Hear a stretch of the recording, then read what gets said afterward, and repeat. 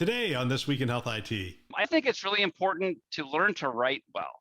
Written communication is key. Whether it's email or a report to your supervisor, when you write something, that represents you. And when they look at that, that's really your brand you're putting out there. And so focusing on that, I think, is a really important thing to do.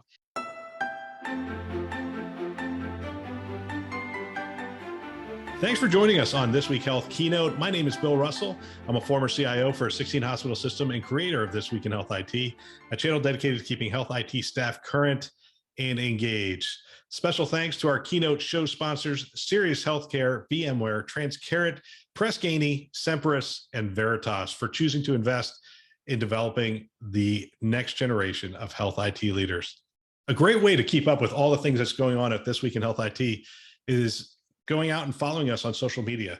If you want to know about absolutely everything we're putting out there, Twitter is the place to be. You can follow us at This Week in HIT, at This Week in HIT. And you can follow me at Bill Russell HIT, of course.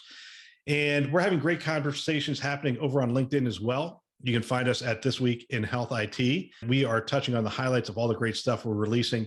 If you want to talk with me, we can connect on my personal LinkedIn as well, at Bill J. Russell. I love having conversations with you and sharing perspectives.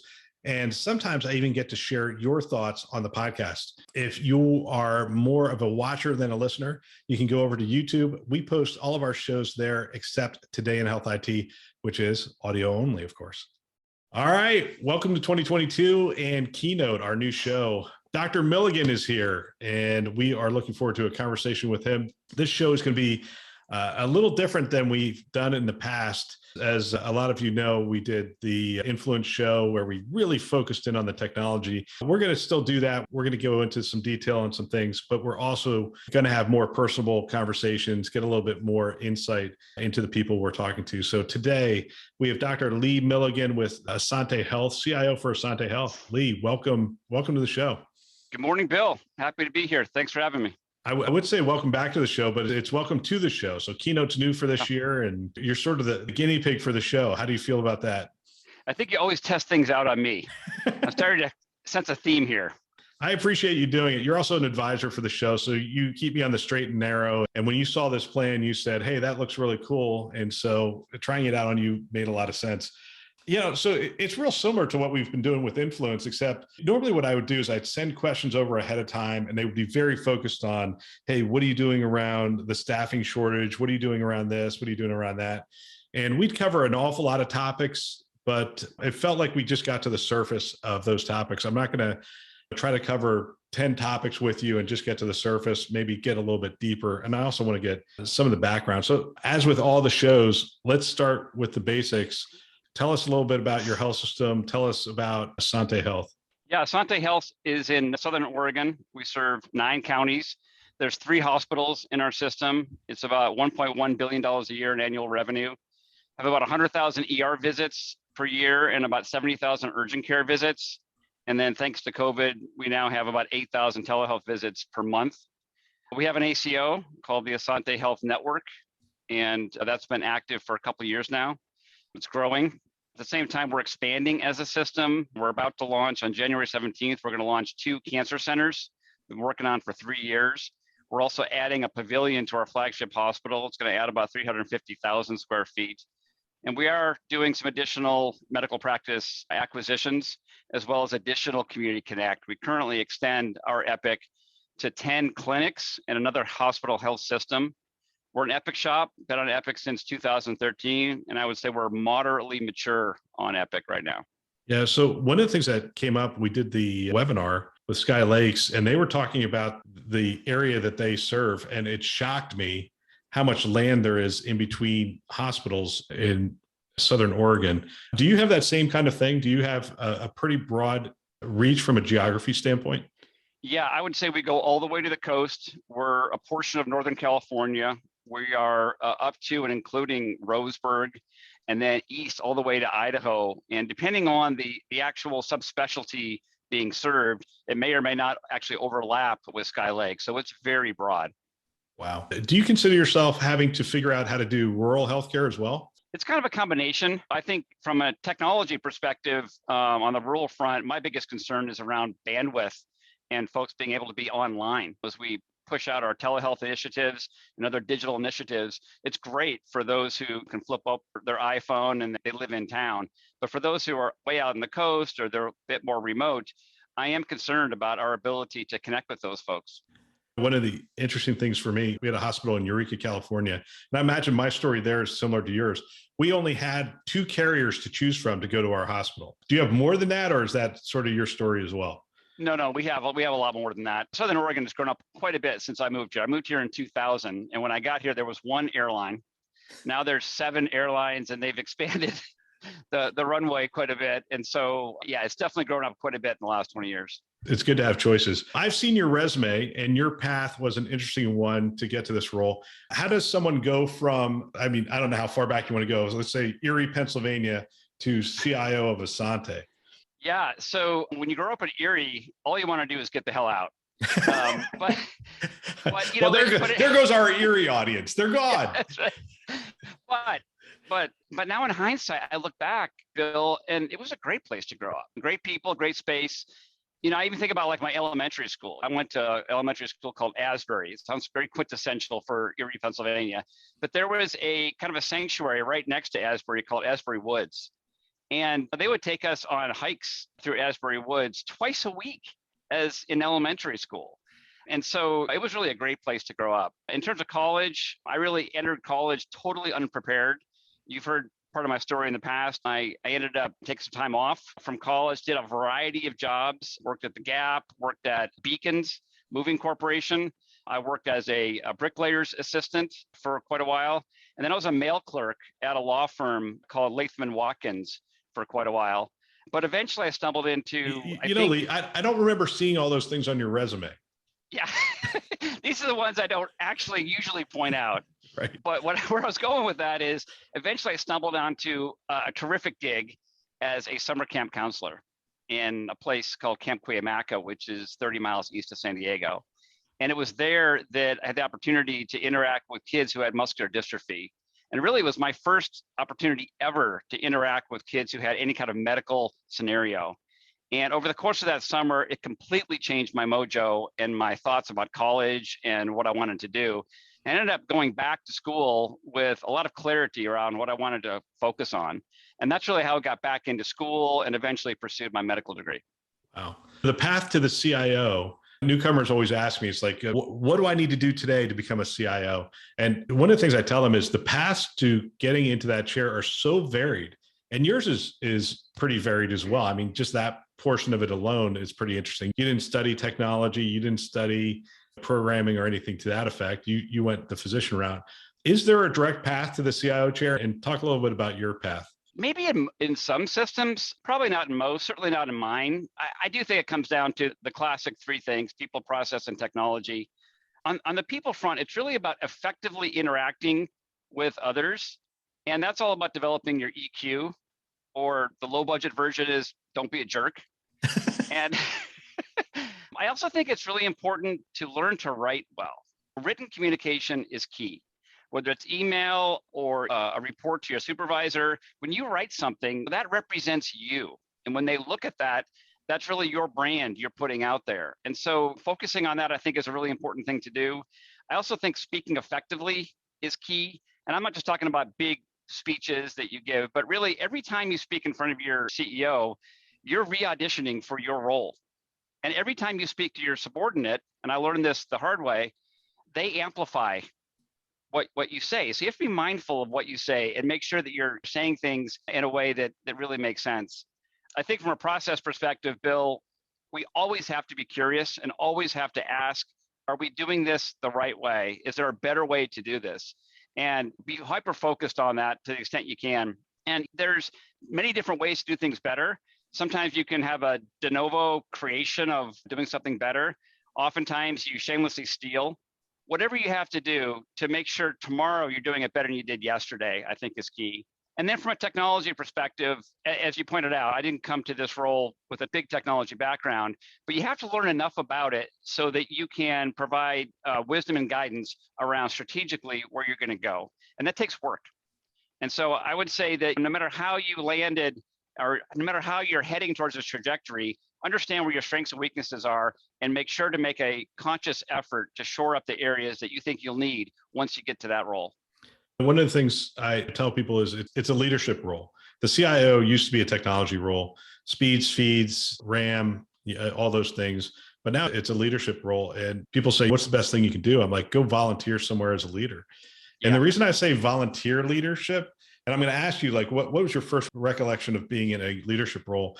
Because when I was a volunteer leader, look, I didn't get paid, first of all. And second of all, nobody around me got paid.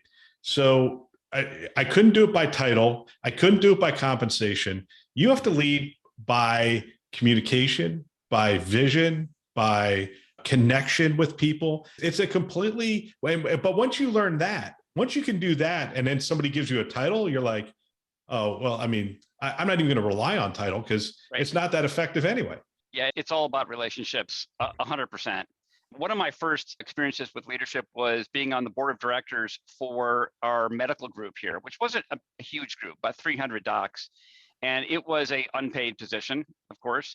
And I recall having a conversation with a friend of mine who was really kind of mocking me for spending my time on this board because they weren't paying me. And I remember thinking at the time, why would they pay me? First of all, I'm brand new to this. I don't know anything.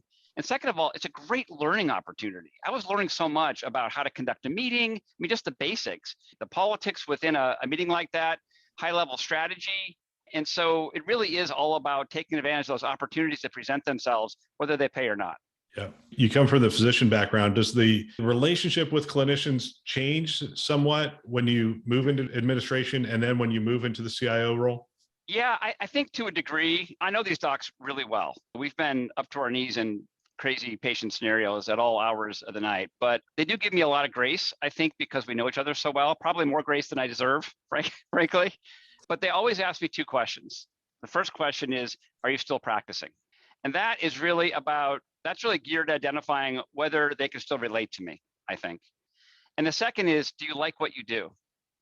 And I usually light up before I even start speaking. I light up and they know that I like what I do. And that's really, I think, about understanding whether that switch made sense. And usually by the end of the conversation, it's pretty clear to them that it did. What's interesting, you talk, do you like what you do? I interview a lot of CIOs. I run into and have conversations with a lot of CIOs. And one of the things that I've known from my career is that generally I stay too long in a position, like just past when I enjoy doing it anymore kind of thing. And that usually does not end well for me. And I don't think it ends well for a lot of people. And I interview a lot of CIOs and I think, I'm not sure I see the joy in your step, in your smile, in your tone anymore. I hear a lot of, man, I'm getting beat up a lot. This is really hard. I can't, that kind of stuff. How do you stay sane in this role? And how do you stay encouraged and motivated in the role? Yeah, I mean, obviously there's definitely ups and downs associated with it for sure. I do think it comes back to relationships. No matter how challenging the role is for the CIO, the frontline staff have very challenging scenarios. They're whipsawed in a lot of directions. Part of our job as leaders is to corral that whipsawing and to make sure we have the proper prioritization in place so that they're not pulled in too many directions. But you got to recognize we're all part of the team and we're all pulling our weight best we can. With COVID and then the wildfires here in Southern Oregon, I think there was a tremendous amount of kind of camaraderie and teamwork, just in the essence of us kind of pulling together so we can all get to a better spot. You know, most recently with the mandates and losing staff and trying to pull together, it still very much feels like it's kind of Asante attempting to shuttle the community through these crises. And when you're a part of a team like that, it's hard not to be motivated. Yeah, in a town like Medford, you're probably the largest employer, I would assume. And you're also Harry and David comes close. Well, Harry and David, of course, but you're also healthcare. So you literally are at the center of the dinner table conversations that are going on in Medford, I would think. Yeah, for sure. And it isn't always a straight line, right? I think the Asante brand is an awesome brand, but there's a lot of opinions out there about how this whole thing is shaken out over the last year or so. And so we're doing our best to try to move forward as boldly as we possibly can. All right. I want to take you back to the first weeks of being a CIO at Asante. Walk us through those first couple of weeks, like coming into the role and sort of your thought process as you became CIO. Okay, you try to trigger my PTSD.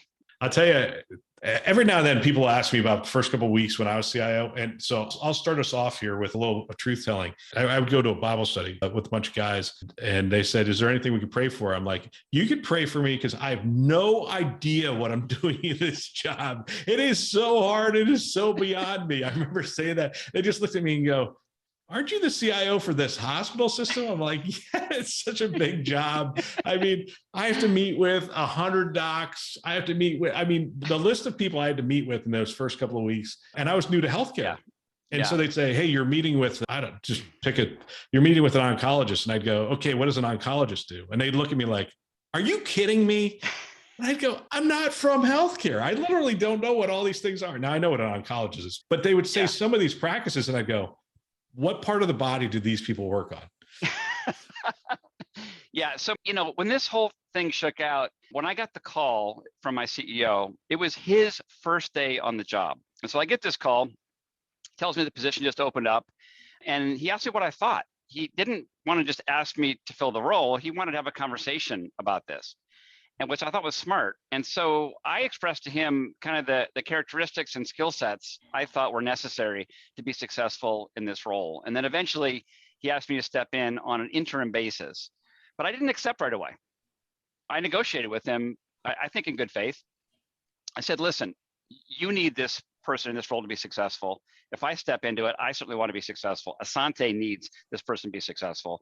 In order to do that, I'm going to need a couple of things. And by the way, I figured the time to negotiate on something like this was right then. Exactly. And so I asked for two things out of the gate. I asked for a financial person to help me put together the numbers, to tell a story. And I like to talk about that at some point. And then the second piece, of course, was for a CIO coach. And he didn't fully grasp that at first. He thought I meant executive coach. And I didn't really have a need.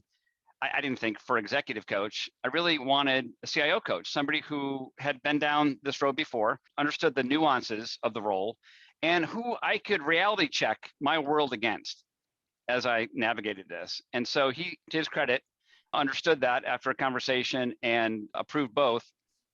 And I agreed, and we were off to the races.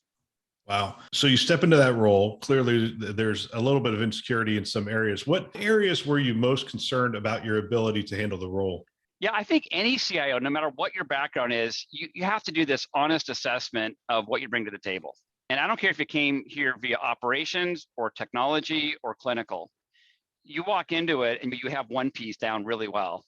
And there's other pieces that you don't, to your point, that you don't know all that well. You have to do an honest assessment and then put in place a plan for how you're going to shore those. Maybe not, you're never going to become, if you're not from clinical, not going to become a doctor, but you got to learn what the definition of oncology is, right? You got to learn the basics so that you can navigate that world and have a plan for doing that. So for me, obviously I wanted to focus on compute, storage, networking, kind of the hardcore ITS stuff, plus the financials. And I put in place a plan for each. On the hardcore IT stuff, I thought probably the best way to do that is to focus on my team. I get to know them better. They get to teach me in the process. They'll know I'm curious, which I think is a good thing. And we can further our relationship while I'm learning. And so every other month, I have one of my teams come in and present to me on the work that they do in that space. So everything from stores and infrastructure, networking, et cetera, et cetera. I've learned a ton. My team is crazy smart. And they dumb it down for me so I can get a handle on it. And we furthered our relationship that way. And on the financial piece, I've done a variety of things in this space, but one of the big things, of course, has been focusing on our budgetary process, both CapEx and OpEx, and really trying to understand how we can tell stories from those numbers. I'm going to go deep dive into the financials. But before we do, were you concerned at all? I imagine I know the answer to this question. Were you concerned at all going to your team and saying, hey, I don't know storage. I don't know networking. I don't understand VLANs and routes and that kind of stuff. I want you to teach me. Was there any concern in you doing that, or did they respond well to that? Naively, I had no concern. No, I thought honesty was the best way to approach it. And I recognize that when you first start in a role, it's a bit of a honeymoon, right? You've got a period of grace there, and that is the time to ask. Now, 3 years later, if I don't understand anything about networking and compute, that's a different scenario. But I knew I had an opportunity out of the gate to be that honest with my team and to allow for that teaching and understanding to happen. And I took advantage of it. So I didn't become a doctor when I became a CIO, and you have not become like a Microsoft certified engineer or anything to that effect, right? Correct.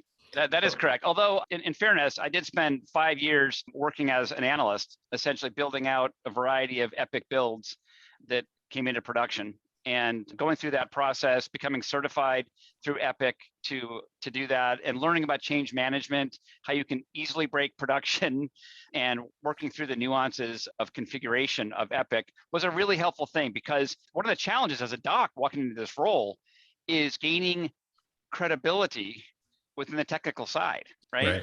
And so that's a bit of a challenge. And so you've got to walk that fine line to some extent. I respect the heck out of the analysts. And what I was trying to do was swim in their space to some extent. And I wanted to do it respectfully, but also I wanted to be recognized that I could navigate this space and work effectively with them. Do you think there's a difference between being an ER doc that becomes a CIO versus being a specialist that becomes a CIO? Yeah, I mean, I would say for me, there were two main advantages of coming at the CIO role with an ER background. And I don't know this would have applied if I was in a specialty scenario. The first is the initial workup. Somebody presents to the ER and you don't have a lot of information. And so it teaches you how to make decisions with, I'll call it preliminary data. And if you think about it, it's very much like agile versus waterfall thinking, right? So out of the gate, maybe all you know is patient's age, their vital signs, their race. And by the way, there's a reason why they call them vital signs. And then you may learn the chief complaint. You may add some data you pick up from physical exam. You may add some additional data that you acquire via labs and imaging. And you're putting together this plan that you're constantly refining as you're moving forward. So it's very agile. And so I literally learned agile to some extent via the ER. The second piece is mass casualty triage. In a mass casualty situation, picture this: there's a bomb explodes, 200 people are laying on the ground. You have to figure out a way to categorize those folks very quickly so you can focus your attention on where it needs to be focused. And so the very first thing you do is you say, everybody get up and walk to the right side of the room. And remember, the categories are green, red, and black. So green is, I don't have to do anything and they're gonna live until the hospital. Black is they're either dead or close to dead, and I'm not going to spend time working on them. And red is somebody who's critically ill, that if you do something, you might be able to keep them alive till the hospital. So the first thing you say is get up, move to the side of the room. Everybody who moves, by definition, is green. So everybody who's left is either red or black. And so you got to focus your time on figuring out who's red and who's black. And some of the black are alive, and you don't work on them. That's kind of a strange concept, but it's really important, because if you spend 10 minutes on that person who likely will die anyways, that's 10 minutes you could have spent on the folks who are in the red category. And it was the very first time I learned the business concept of opportunity cost. So I do think there's a fair amount of applicability from that world that applies directly to this role. We're going to cover the ransomware event, because it sounds to me like that kind of background and training where you have limited information, especially at that first phone call, and you have to start making decisions on treatment, if you will. That probably came in handy, but I'm going to come back to that because I do want to hit the financial. The IT budget is an enigma to people who are not in health IT. They just look at it and go, man, all this money, you guys have to be building castles made of gold with all this money, because it generally is one of the bigger budgets within the healthcare organization. But even seasoned CIOs struggle to navigate this. And I really love what you've done in this area. You've really put a good process and framework around it. So let's talk a little bit, and I know you're going to say I haven't wrestled it to the ground, but let's talk about how you did wrestle it initially to the ground and how it has evolved over time. Yeah, I think in the beginning, Bill, it was all about creating organization and clarity about current state. So I really just wanted to understand, what do we have in place? And what I found initially was concerning, because in fairness to those who were asking questions from the outside, we didn't have a uniform, transparent system in place. And so, for example, our contracts and contract renewals were all located on some manager's desktop someplace. And so just that simple concept of bringing every IT specific contract to a central location where we have a single repository that we can all access that's sortable by manager, combined with a workflow in place that allows us to 120 days before renewal, do a assessment. And we have a workflow in place now that asks really good basic questions. I stole this shamelessly from Will Weeder, the CIO of Peace Health. He actually posted one time on social media, here are the 6 questions that I ask at renewal time. And we added to that by a couple, but they're basic questions. Do we still use this product? Does this product overlap with anything else? Are we calculating the cost by volume or numbers or whatever it might be correctly? And what we found over time, after we put this in place, is that there's been a number of contracts that were either being overcharged for, or we actually weren't using to the extent we thought we were, that we're able to actually drop. And so just by doing that one thing alone, and then telling that story to my CEO and my CFO, I think really helped improve the relationship between kind of external executives and the IT team. I want to talk about budgeting now because you and I have talked about this. You had to make the budgeting process easier for your team.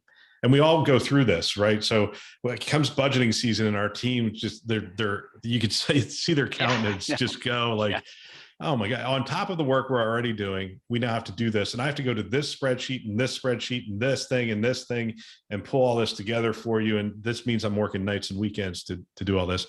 And you looked at that and said, okay, we're going to make this better. Talk about that. Yeah, so that was really grounded in the concept of storytelling. So I really felt like whatever numbers we put into whatever spreadsheet we're using, we have to be able to ultimately pull them out in a way where we can explain things with clarity to folks that don't normally swim in our lane. Smart people, CFO, CEO, other executives who need to understand why we're moving forward in a certain direction. So that was the end goal. And then we worked backwards towards creating a single kind of uniform spreadsheet that each manager can fill out that helps tell that story. So if you look at the spreadsheet, one of the things it asks is, if we don't do this, what will be the operational or clinical impact? And having that level of clarity around each thing we're spending money on allows me to ultimately, at the end, have those robust conversations, shall we say, with our other executives and have clarity around what the impact will be of not moving forward with that. And so we put together this spreadsheet. Huge credit to Allison Graffis, Kate Amadei, and others who worked on this for quite a while, and ultimately ended up creating a scenario where we could have all the directors have their individual spreadsheets, and then ultimately those roll up into mine. So now I can quickly look, sort by director, sort by manager, and quickly see the spend, the category, and the operational impact of not doing something. How did you make the process easier for them though? Well, when I started, we actually had 3 separate locations where they were putting things. So one of the first things we did was cut that down by 1. So now it's only 2 separate, and we're actually working on an integration right now where it'll be just 1. Hope to get there at some point. And then we removed columns that really didn't make sense, that weren't part of that storytelling process, that were just added noise associated with it. And then the other piece that I think is really important is I had them categorize potential cuts. So I don't know how you guys did it when you were at St. Joseph's, but here we put together a initial proposed budget. And then usually we get feedback that requires us to go back and trim. Well, I didn't want them every time we do that to have to kind of wring their hands and think about it and whatnot. I wanted them to categorize things in the beginning as green, yellow, and red in terms of cuts based on operational impact if we don't do it. And so now when I come back and I say, okay, I'm going to need X number of cuts, they can quickly look and say, okay, are we in green territory or are we in yellow territory? And I can say we're in green territory. They say, okay, here are the 4 things I would suggest moving forward.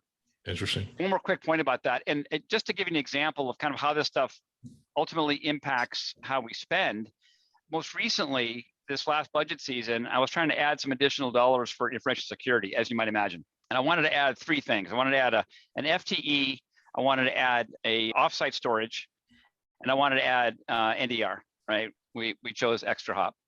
And for folks who are not in our space, they look at that like, why are you spending more money? Are we spending a lot of money? And so I ended up putting together a slide that had only three things on the slide. And on the left was the total InfoSec operational spend. In the middle was the ITS InfoSec spend over total ITS spend. And on the right was total InfoSec spend over total operational spend. And as you can imagine, by comparison, that number looks not huge.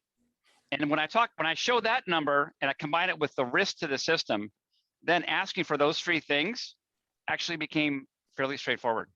You used the word better early on in our conversation. And I think some people get sort of, I don't know, they get wound up early on and they look at all the problems that they're facing. You're generally not brought in as a CIO. I'm not saying this about your situation, but generally a lot of CIOs come in under duress, right? Something happened, CIO left, and you're brought in, and then they look at all the problems that there are, and they sort of get wrapped around the axle. There's just too many things to solve. But what I hear you saying is triage. It's your ER background, right? It's like triage, figure out red, black, and green, and then you go on from there. And then every week you come in, you go, how do we make this better? It's better. It's just a constant iteration of let's make it better. Let's make the budgeting process better next year than it was this year. Let's make our InfoSec better next year than it was this year. It's just everything's just an incremental improvement over and over again. We don't do a lot of like leapfrogging. We just keep making it better along the way. It's nice when we get to leapfrog though. It is. I think it's also a recognition that there are a lot of things working well, right? So again, it's opportunity cost. You don't want to focus on your attention and time and effort on things that are already working really, really well. So calling that out, I think, does two things. One, it allows you to focus on what matters. And number two, it lets your team know that they really are doing a lot of things really well, which I think is important, because you don't want to come in and say, let's throw the baby out with the bathwater here, because that just sends the wrong message. Even if it were true, and I can't even imagine that ever be true, most places are doing something very well. And we were doing a lot very well, I think. But there was opportunity, and that's what we try to focus on. Absolutely. All right. So you participated in our webinar on ransomware. A Community Connect partner of yours, Sky Lakes Medical Center, was ransomed. And we had 4 people on that webinar. So a lot of times when that happens, you only get about 10 minutes to talk. And I'd like to expound on that experience a little bit more with you. We'll start with the phone call, which I guess is where this starts for Asante. Talk about that night, getting that phone call, and what your response is immediately following. Oh, so you want to hear the real story? No, that was a great webinar. That was the real story, but no, I'm just kidding. But the Sky Lake story was really the focus of that. So that was about 25 minutes of the total webinar. Yeah. So, okay. Yeah. The phone call was scary, right? You get this phone call from the CIO of the other system. You've got your Citrix and VPN connection and FTP all connecting to that system. And they call and say, hey, we've been hacked. We don't know exactly what's going on. All we know is this thing called Ryuk. And I hadn't heard of Ryuk before, so I'm like everybody else Googling this as I'm talking to the CIO, trying to figure this out. And my biggest concern was the time delay. So there was between infection and expansion of the infection, and our phone call was somewhere around 6 hours. And so I was very concerned about that. So I pulled my team together. We immediately cut ties and then began an introspection, essentially looking to see if we had gotten infected by this. Well, at the same time, my team is looking at Ryuk, really trying to understand the nature of Ryuk and trying to gather more information. So we're gathering information while at the same time we're looking at our internals to see whether we have any infection. On top of all that, this is our Community Connect partner, and we certainly wanted to be mindful of the catastrophe they were experiencing and doing our best to help support them in that process. But those were kind of the initial thoughts that happened. Is that an all hands on deck kind of event? Even though you hadn't been infected per se, the fact that you were in close contact? Yes, to an extent. I mean, there's very little like certain people on my team can do in that circumstance. So certainly it's all hands for the directors, most of the managers, and certain specific teams associated with obviously InfoSec, but some other teams as well. All right. So you start to wade in, and I assume, again, like your ER background, you start to get more and more details, more and more information as you move forward. So what are you learning as that day unfolds, as the next week unfolds? I think I learned that the processes that Skylake's talked about this, they had some challenges with their scenario around what vendor to go with and looking at their cybersecurity policy, et cetera. What I learned is that I didn't know enough about my own cybersecurity policy. And I really needed to make a conscious effort to understand the policy, what's in place, and to make sure that I agree with the tenets of the policy, as well as having the folks on my team have a clear understanding of that as well. I also recognize that we have this connect scenario, and it made me think about it differently. I realized that we're extending Epic to Skylake. Skylake got infected. We could get infected. But if that happened, we could also infect other sites that we send Epic to, the other 9 clinics that are on our system. And so it got me thinking about this whole process differently. At the time, we didn't have offsite storage with an air gap. And so I'm happy to report that we put a lot of things in place as a result of this, like everything else we've been talking about in terms of incremental improvements. I don't know that this was a evolutionary change, but certainly we made a significant number of improvements based on that experience. Skylake talks about the fact that they had the technology in place, but they didn't configure it the way they would have liked to have. We looked very critically at our own internal configuration to make sure that we were staying up to par on that piece as well. So it basically allowed us to do this internal reflection that was ultimately good for our system. We got better because of what happened to them. The other piece that I'll say that was kind of fascinating is that I really wanted to understand if something was in our system and it wanted to get to our backups, how fast would that process happen? It was pretty quick that process can happen. So we literally disconnected our backups for a period of time. Right. And I know that sounds a little crazy to folks, but in very simplistic terms, we wanted to make sure there was no possibility that years and years of our data could be encrypted and infected. Wow. I'm going to point people to that webinar. If they're interested, they can hit it on our website. It's the ransomware webinar. It was done in the fall of 2021. Really well attended and listened to. One of the stats I give to people, it's such a compelling story. We do the webinar and 98% of the people stayed for 56 minutes or longer on a 60-minute podcast.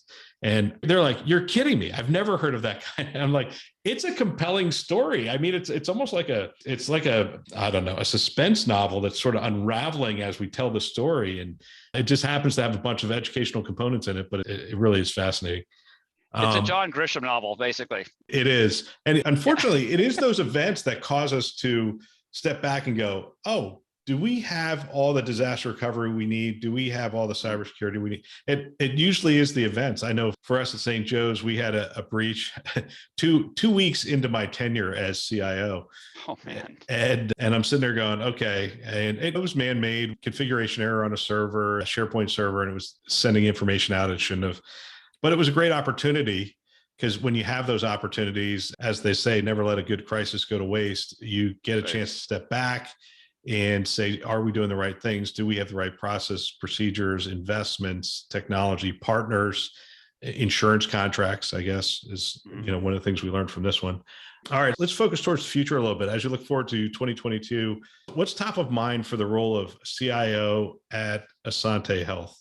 Well, we got a lot going on, as we talked about. The 2 cancer centers going live in January, the Pavilion, a huge extension to our flagship hospital, bunch of acquisitions, a lot of community connect, additional community connect, which I'm excited about. But for me, the biggest thing by far is recruitment and retention. In essence, I really want to make this the best damn place to work in healthcare IT. That's something that we should work on anyways. And with everything that's happening in the industry, it's become absolutely imperative that CIOs focus on this, in my opinion. And really, I'm going to focus on kind of 4 main elements. The first is compensation.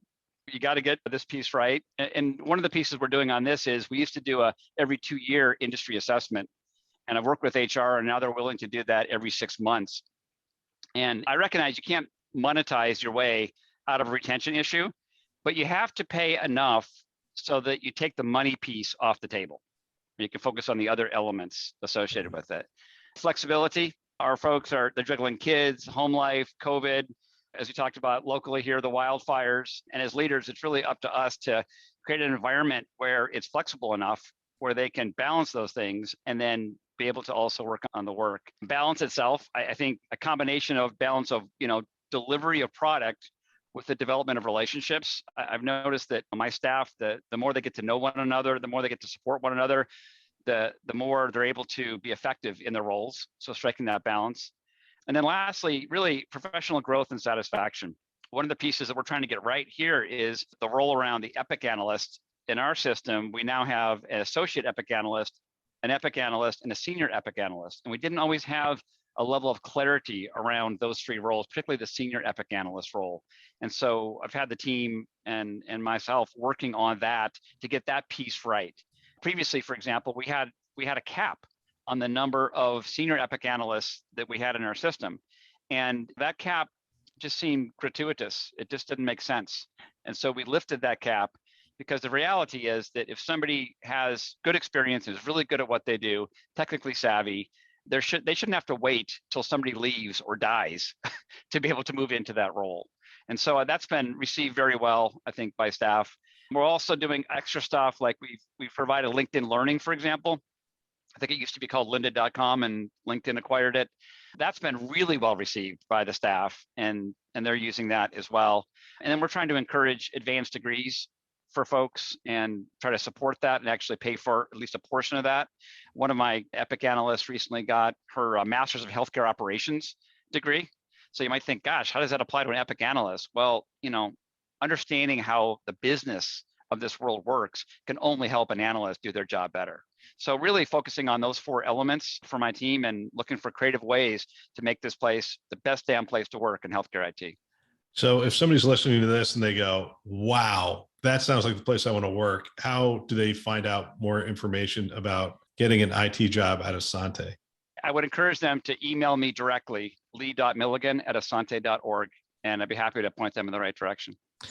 Most people, if they would say that, I'd say that's kind of disingenuous. But with you, I know you're going to get back to every one of those emails, which is fantastic. It's interesting when we're talking about retention and those kind of things. I think we simplify it too much and say, are we going to work in the office or work remotely? And is that going to be enough? I like the fact that you put those four factors together, but I do want to focus in on that aspect of it. I heard one CIO say we're now able to hire in 50 states. I mean, is that practical for you out of Medford, or are you looking for more of a regional approach or even a local approach? Yeah, I mean, it's actually hard for HR to do that. It costs them between $6,000 and $10,000 to set up the individual state stuff every time we do that. I think we're in 12 states right now, but I think the industry is heading that way, so we have to do that. I do think it's ultimately advantageous to live closer by, but the reality is we have to open up across the board, and we're doing that, I think, fairly effectively. We're trying to be mindful of the impact to those who are close by. So for example, if we have an analyst team that are part of a particular team, and that team has to come in to do testing, for example, at one point prior to go live, the team that's local, if they're required to come in, they might ask the question, well, hey, so-and-so that lives in Tennessee doesn't have to come in.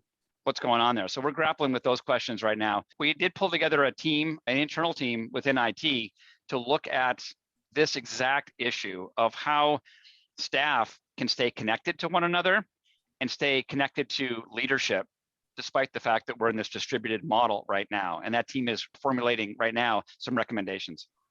Interesting. All right. We're going to close out on the personal side. You appear healthy. I mean, after a couple of years in the CIO role, I was not nearly as healthy as I was when I started. Just based on social media, you write a fair amount. You spend a lot of time outdoors. I mean, is that sort of your outlet? Yeah. I mean, I have a ton of advantages working in my favor. First, I have a wife who's incredible, and she's my partner on all things. And she and I spend a lot of time outdoors. We do a fair amount of hiking. We try to hike 3 or 4 times a week if we can kind of sneak out a little bit early. We also, interestingly, ride motorcycles. So most of my ER docs friends give me a hard time about that. But yes, we ride motorcycles. And we do a lot of outdoor things. We go to the coast and other places as well. We have 4 kids, and they keep us really busy. All my kids speak Spanish. So I spent a lot of time with my kids going over Spanish and reviewing Spanish with them. And that's always a lot of fun. But just trying to do other stuff that's not necessarily associated with an LCD screen and not necessarily critical in terms of the decisions you make. And so things like hiking and speaking Spanish it's all good. I'm sorry, did you say you and your wife go out on bikes? Motorcycles. Yeah. And our kids as well. So if I pull into your driveway, am I going to see like his and her bike there and some kids' bikes as well? Yes, you will.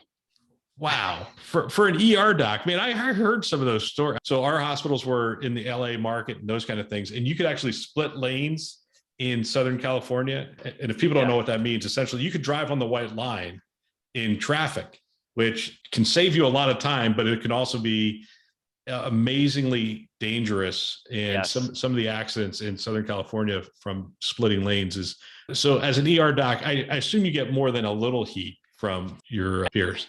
I do, but mind you that I don't ride motorcycles today like I used to. So in the past, when I would ride motorcycles, like my dirt bike, for example, I would ride it. I would look for holes and jumps and whatnot in order to hit them.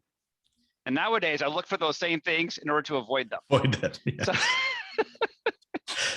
understand. But it's still fun. Lee, thank you again for your time. Thanks for going back to the early days as CIO and recounting that. I think that's going to benefit a fair number of people. And just to have that episode so people know, hey, the first couple of weeks of being a CIO, not all roses and sunshine. It's a process to get to where you feel like you're on top of things, and that could all change with the phone call this afternoon, I would imagine. One last thing I'll leave you with, Bill, is that when I first came into the role, I did reach out to a number of CIOs who were awesome. Ed Marks, John Halamka, Michael Pfeffer, and others who gave me some great advice kind of out of the gate. And they were kind enough to share with me their time.